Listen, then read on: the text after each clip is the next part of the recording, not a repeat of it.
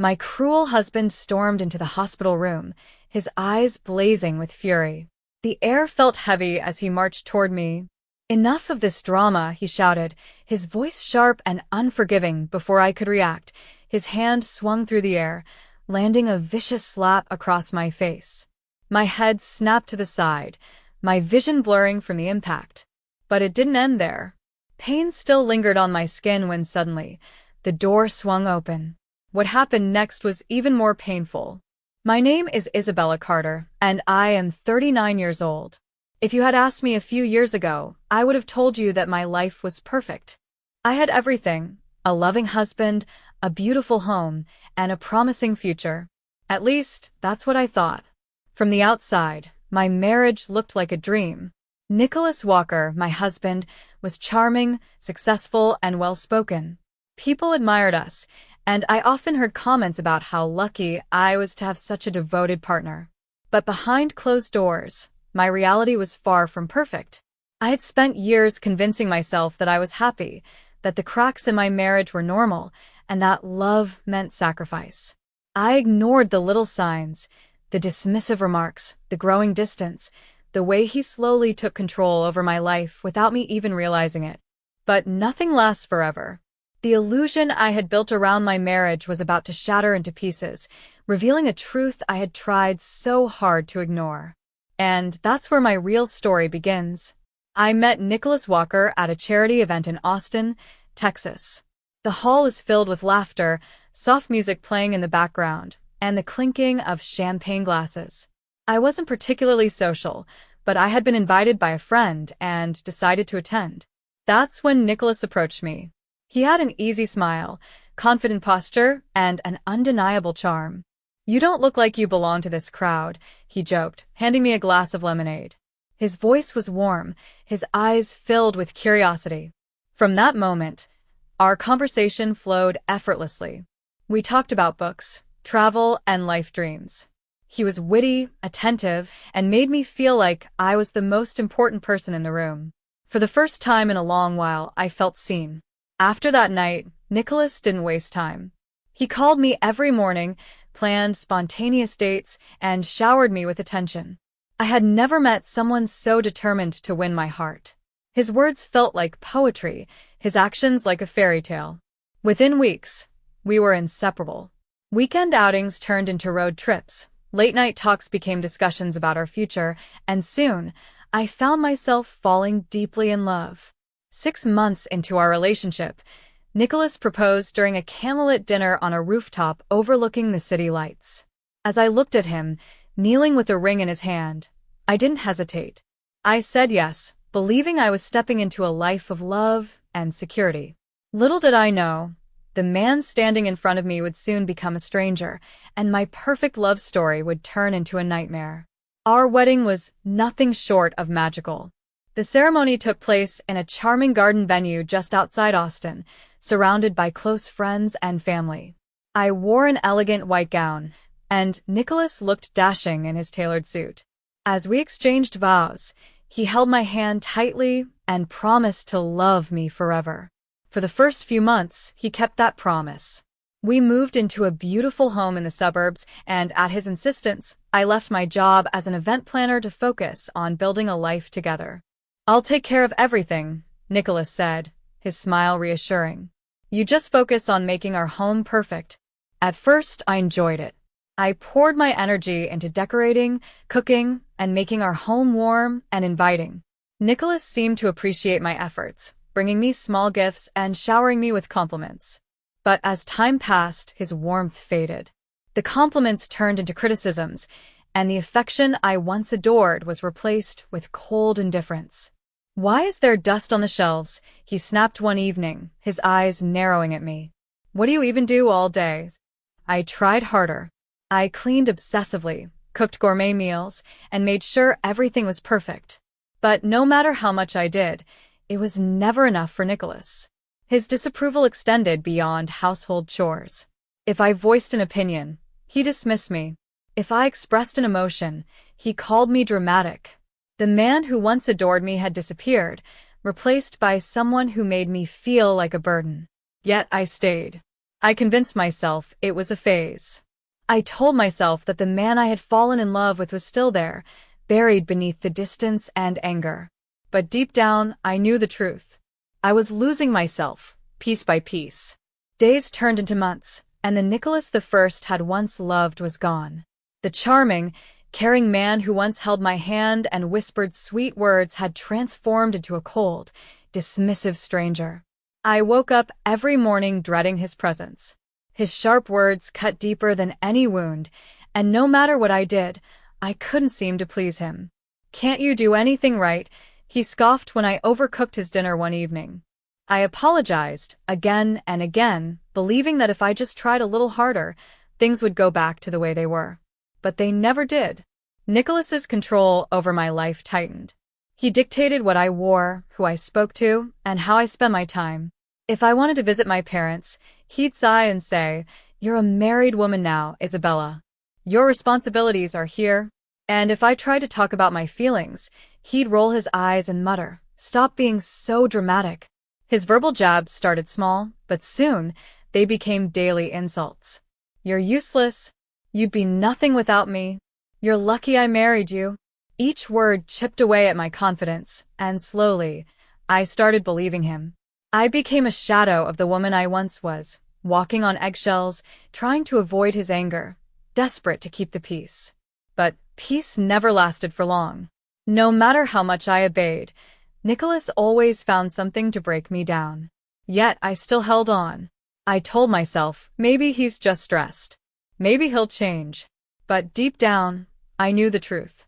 This wasn't love. This was control. And I was trapped. It started as a small redness on my cheek. Nothing alarming. I assumed it was an allergic reaction and thought it would fade.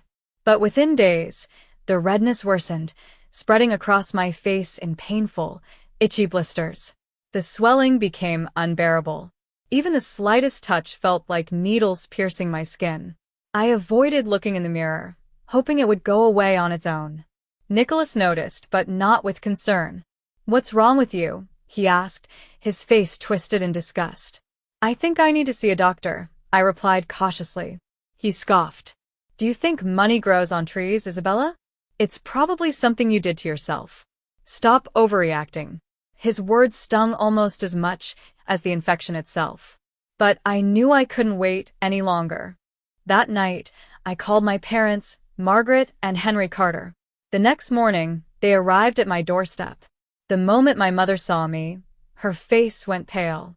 "Oh my God, Isabella, why didn't you call us sooner?" Within an hour, they had me in the car, rushing to the hospital. The doctor's examination was brief, but serious. "You have a severe skin infection," he said. "If left untreated, it could spread and become life-threatening." Hearing those words made my stomach drop. Life-threatening? I was admitted immediately. 4 antibiotics, painkillers, and medical creams were started right away. My parents stayed by my side, their faces filled with worry. Nicholas did not come. For days, I waited, expecting him to at least check on me. Each time the hospital door opened, my heart hoped it was him, but it never was. That's when I finally understood. Nicholas didn't care. He never did. I had spent years bending over backward for a man who wouldn't even lift a finger for me. And yet, I still wasn't prepared for what happened next. It was my 6th day in the hospital. I was still weak, but the infection was improving. For the first time in weeks, I felt a sense of relief. Then, the door burst open. Nicholas stormed in, his face twisted with rage. His eyes burned with fury as he took in the sight of me lying in the hospital bed, for still attached to my arm. "Enough of this nonsense," he shouted, marching toward me. I barely had time to react before his hand lashed out. The slap landed hard across my cheek, the impact so sudden that my head snapped to the side. A sharp sting spread across my face, my skin already tender from the infection. A gasp escaped me as the room spun, my heart pounding in shock. Before he could strike again, a nurse rushed in, followed by the hospital's security guard. "Sir, step away from the patient immediately," the nurse commanded, her voice firm. Nicholas turned toward her, his fists clenched. "She's faking this. She just wants attention, he barked. The security guard moved quickly, grabbing Nicholas's arm before he could move any closer. That's enough. You need to leave. Nicholas tried to shake him off. You can't do this. She's my wife. The nurse reached for my forearm, checking if the slap had disturbed the needle. You're not her doctor, and you're not in control here, she snapped. Someone call the police. Nicholas's face paled. Wait, what? The hospital staff refused to let him go. The security guard tightened his grip, while a nurse quickly dialed 911. Within minutes, 2 police officers arrived. Mr. Walker, you're under arrest for assault and domestic violence, one of them stated, pulling out handcuffs. Nicholas's anger turned to disbelief. You're arresting me? For slapping my own wife? Yes, sir. And there's security footage to back it up. As the officers restrained him, Nicholas's eyes met mine. You'll regret this, Isabella, he hissed, his voice dripping with venom. But for the first time, I felt no fear. As they dragged him away, I let out a breath I didn't know I was holding. For the first time in years, Nicholas had no power over me. Nicholas's shouts echoed through the hospital corridor as the officers dragged him away. His threats, his anger, it no longer mattered. He was no longer in control. I sat there, still in shock, my face burning from the slap, my body trembling from the moment that had just unfolded.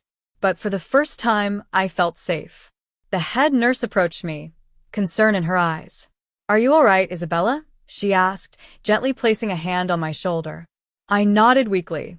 I think so. We've reported everything, she reassured me. There's no way he's walking away from this. A moment later, an officer returned to take my statement. I told them everything, how Nicholas had barged in, how he had slapped me, how he had called me a liar while I was lying helpless in a hospital bed. The security footage backed up every word. The officer gave me a small nod of reassurance. We're pressing charges. Given the evidence, he won't be walking free anytime soon. The weight of those words settled over me. Nicholas was no longer untouchable. That evening, my parents rushed to the hospital, their faces filled with worry. The moment my mother saw the red mark on my cheek, her hands trembled. He hit you, she whispered, horror in her voice. I nodded, and her face hardened. My father clenched his fists, his usual calm demeanor shattered. That man belongs in prison, he muttered. For the first time in years, I felt truly protected. Later that night, I received a final update. Nicholas had been officially charged with domestic violence and assault. He would remain in custody until his court hearing. I leaned back against my pillow, staring at the ceiling.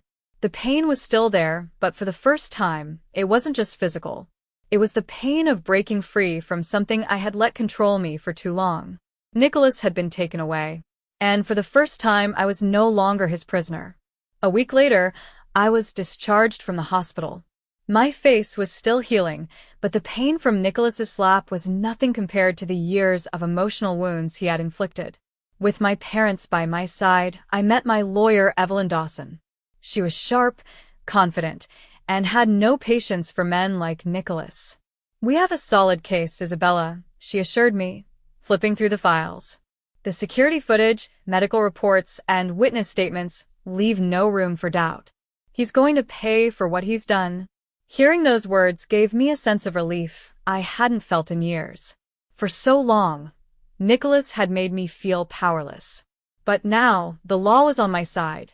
The trial began 2 weeks later. As I walked into the courtroom, my heart pounded. Nicholas sat at the defendant's table, his once proud posture now stiff with tension. He still tried to glare at me, but I refused to look away. Evelyn presented our case with unshakable confidence. The hospital security footage played on the screen, showing Nicholas slapping me while I was helpless in bed.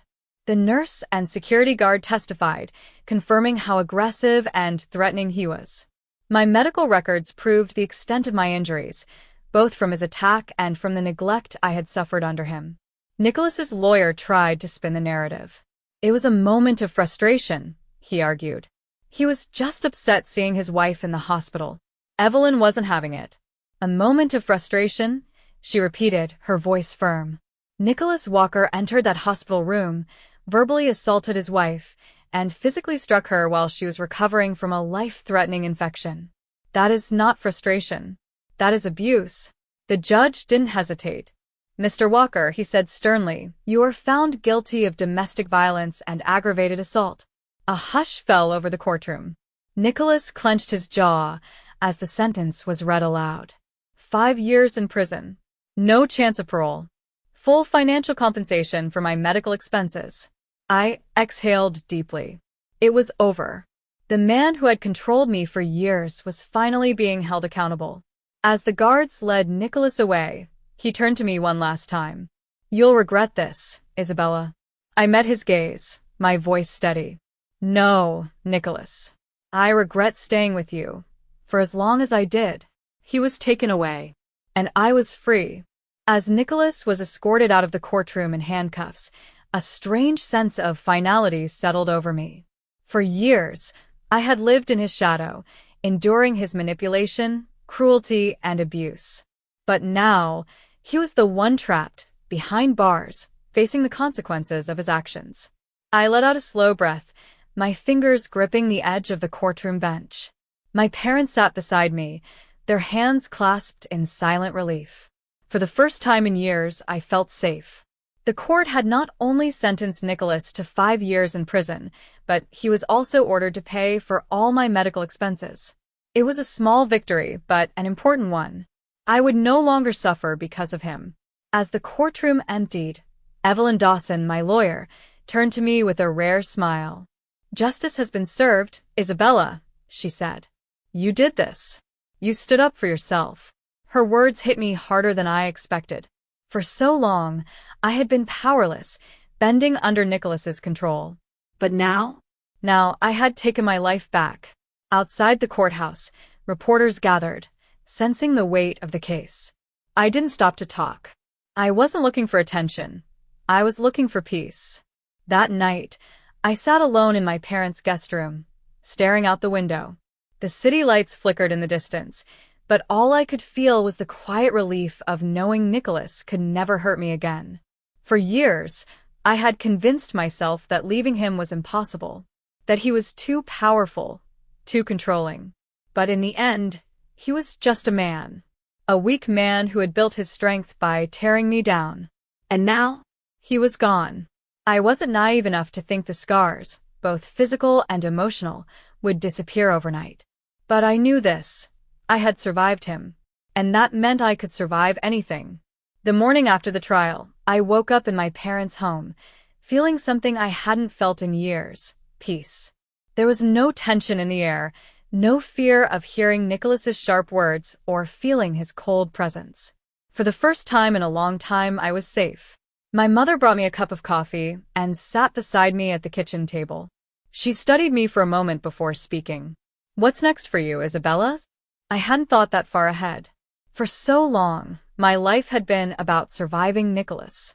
Now that he was gone, I had to figure out who I was without him. "I don't know," I admitted. "But I do know I'm never letting anyone control me again." That day, I made a decision. I would rebuild my life, on my own terms. The first step was therapy.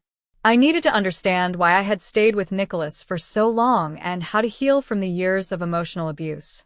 My therapist, Dr. Reed, listened patiently as I unraveled my past. "Abuse isn't just physical, Isabella," she said one day. "Nicholas made you doubt yourself. He convinced you that you were nothing without him. But look at you now, you're standing on your own." She was right. For years, I had let Nicholas define my worth. Now, I was taking that power back. The next step was getting back to work.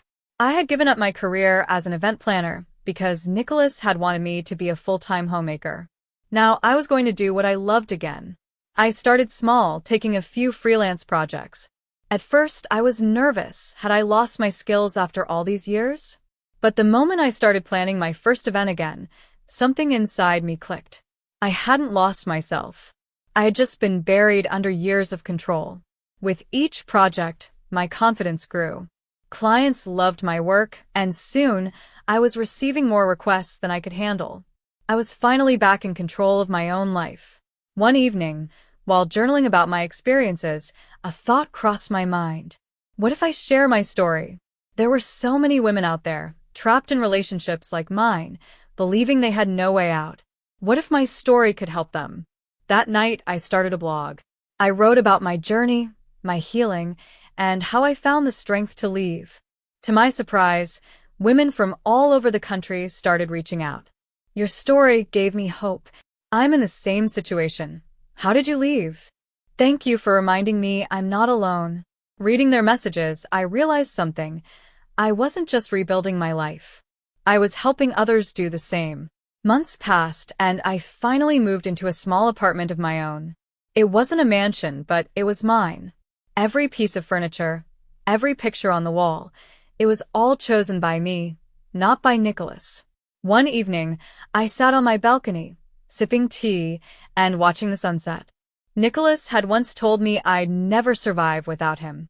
But here I was, not just surviving but thriving. And for the first time in years, I was truly free. Moving into my own apartment felt surreal. For years, Nicholas had controlled every part of my life, what I wore, who I talked to, how I spent my time. Now, every decision was mine alone. As I unpacked boxes, I realized how little I had brought with me.